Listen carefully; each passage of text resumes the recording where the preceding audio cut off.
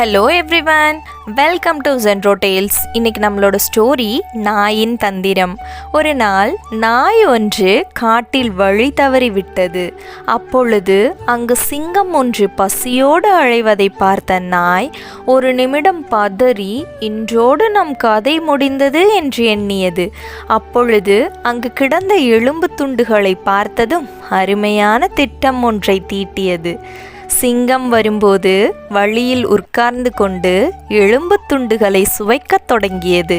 சுவைத்து கொண்டே சத்தமாக சிங்கத்தை கொன்று தின்பது எவ்வளவு சுவையாக உள்ளது, ஆனால் வயிறு நிறையவில்லை. இன்னொரு சிங்கம் கிடைத்தால் ஆஹா, வயிறு நிறைந்துவிடும் என்று கூறியது.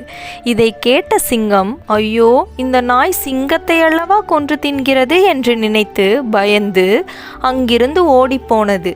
இதையெல்லாம் மரத்தின் மேல் இருந்து குரங்கு ஒன்று பார்த்து கொண்டிருந்தது. சிங்கத்தை ஏமாற்றிய இந்த நாயை சிங்கத்திடம் போட்டு கொடுத்தால் சிங்கத்தின் நல்ல நட்பை பெற்று வாழ்நாளெல்லாம் பயமில்லாமல் வாழலாம் என்று நினைத்தது. உடனே சிங்கத்திடம் சென்று நாய் செய்த தந்திரத்தை பற்றி சொன்னது. அதை கவனித்த நாய் ஏதோ தப்பு நடக்கப் போகிறது என்று உணர்ந்தது. குரங்கு சொன்னதை கேட்ட சிங்கம் கோபம் கொண்டு, இப்பொழுது அந்த நாயை என்ன செய்கிறேன் பார் என்று சொல்லிக்கொண்டு, நீ என் முதுகில் ஏறிக்கொள் என்று குரங்கை முதுகில் ஏந்தியபடி நாய் இருந்த இடத்தை நோக்கி ஓடியது. இப்போது அந்த நாய் என்ன செய்திருக்கும் என்று உங்களால் கற்பனை செய்ய முடியுமா? தன்னை நோக்கி சிங்கம் பாய்ந்து வருவதை பார்த்த நாய் முன்போலவே திரும்பி உட்கார்ந்து கொண்டு, இந்த குரங்கை அனுப்பி 1 மணி நேரமாகிவிட்டது, இன்னும் ஒரு சிங்கத்தை கூட ஏமாற்றி அழைத்து வரவில்லையே என்று உரக்க கூறியது.